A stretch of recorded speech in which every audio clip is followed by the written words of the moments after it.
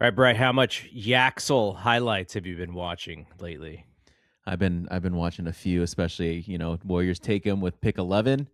Um, just a guy who's gonna fit in pretty seamlessly. You think so? I do.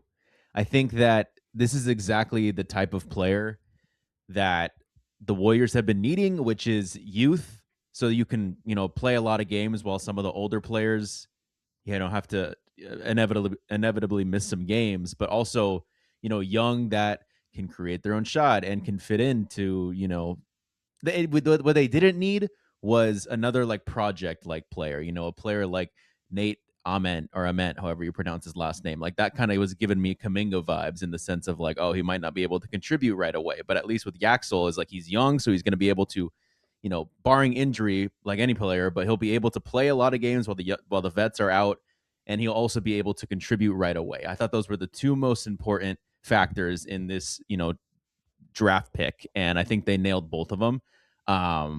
It's like we talked about last year. It's like adding that type of player via trade. Was it a Trey Murphy or who? Just the pushing down the idea that you need youth because you need players that are going to play games, and you need players who can contribute right away. Not the idea of players. You need players who can contribute right away, and I think this pick nails those ideas. What is his best position, do you think? 3-4. You could totally see the Warriors using him at the 4 in like these smaller lineups, but then that begs the question, like, well, then is Draymond the 5 there? Or like, where is Draymond going to be in this whole thing? I think there's still a lot of offseason questions that I can't really give you an answer until some things get finalized. Because watching the highlights now, I didn't watch a lot of college basketball, if at all, and if I did, it was probably women's. But you could just see that team and the size and the length that they had was like incredible. They're like an NBA team.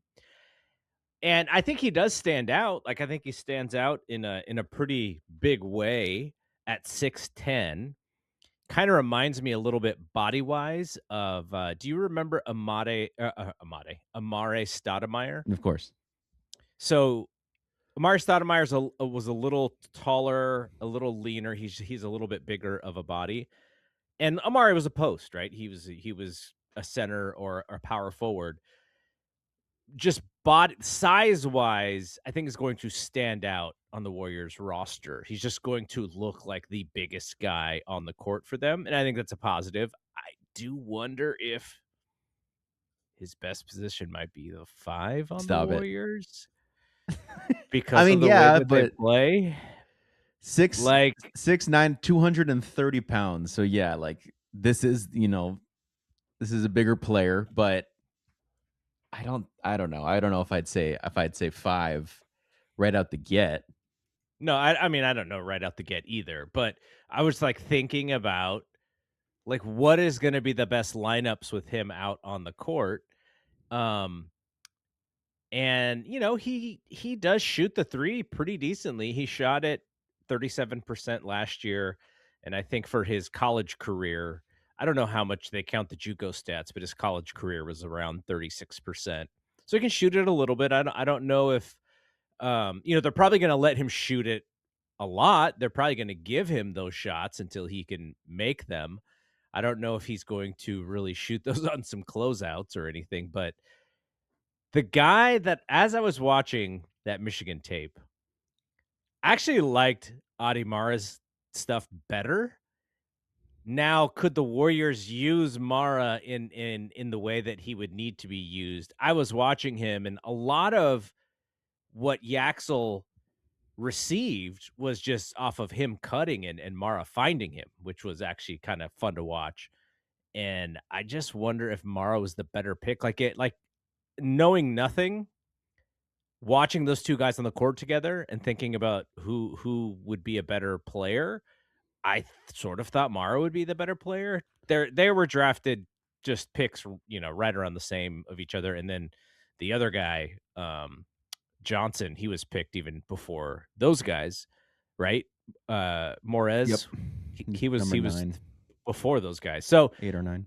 those guys were all in the same space for a reason, around the same space. I was pulling for Burries to fall. I know a lot of people were. I know other people were wondering about his size. I'm just so worried that this team is just still 100% reliant on Steph Curry playing great. I don't think they changed that with this pick. I don't know if that player was gonna fall to them that was gonna address something like that, you know? Like, I don't think that's a draft pick type of, resolution where they would've, found someone to I mean, it's this, Steph's gotta be the best player on this team, for them to have any shot, and I don't think that's gonna change with really any decision that they make in the offseason or in the draft. But I don't know, with Mara, it's like we're still not entirely sure how we feel about like the Steph pairing with even Porzingis, depending on what they do there. And that's like another really big player. And then, I know this isn't the 2015, 2016, 2017, all the way to like 2019 and even 2022 Warriors, but when has like a 7-footer been of value He to, looks like he's got crazy skill set though. yeah. I know he's what they want in a center in terms of like passing because they I think they really like when their fives are able to pass the rock. Bogut was able to do that really well, and but I just worry about like what you see with some of the 7-footers where it feels like they kind of slow down how they want to play. So well, I guess Who's the time will tell, and we'll better see. who do you think is the better guy for, let's say, Steph's been talking about this knee that's been bothering him, and he thinks it's just gonna be a thing for him to deal with for the rest of his career. Let's say in 3 years, Steph's like, "Okay, like, I'm kinda done." Who's got the higher upside between, Yeah, Mara. yeah, Mara, I don't think this was an upside swing. I don't think that, with what you currently have, you I mean, then take Ahmed. Right? He's got the highest upside out of all these guys in this area of the draft.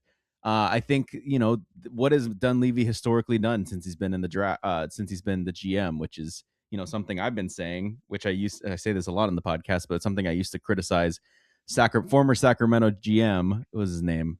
I'm already forgetting his name, the guy who took Halliburton. But you know, Dunleavy has taken no, in my opinion, no risks in the draft. When you draft older, you're not really taking any risks. You go he hasn't pods. really had any opportunities to take young, though, This would like, have as been far as, one. like, I star mean, players. the Yeah, this pods. is I'm the sure first around the time. pods time there was an opportunity, and then so it was really That just was, like, pods. still he was still, like, in the late teens or the early 20s for pods, though, right? Right, right. But I mean, if I wonder if we look at that draft, I haven't looked at this draft. That draft, I think it was 2023. I haven't looked at it in a while, but I wonder if there were players in that range that maybe you look back and you would have rather taken. I haven't done that yet, but and then it's just been second rounders, which is you don't really swing for upside in the second round. He's done really well in the second round, drafting older guys who can contribute right away.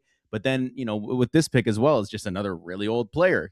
So I just don't think that there was. I think it's been either no risks or just really trying to add in the draft to contribute to the Steph and Jimmy era, not really thinking about 3 years out. It's more just like thinking about like what they can do for you next year. And Yaxel was the best player in, outside of the top four that could give them what they needed next year the most.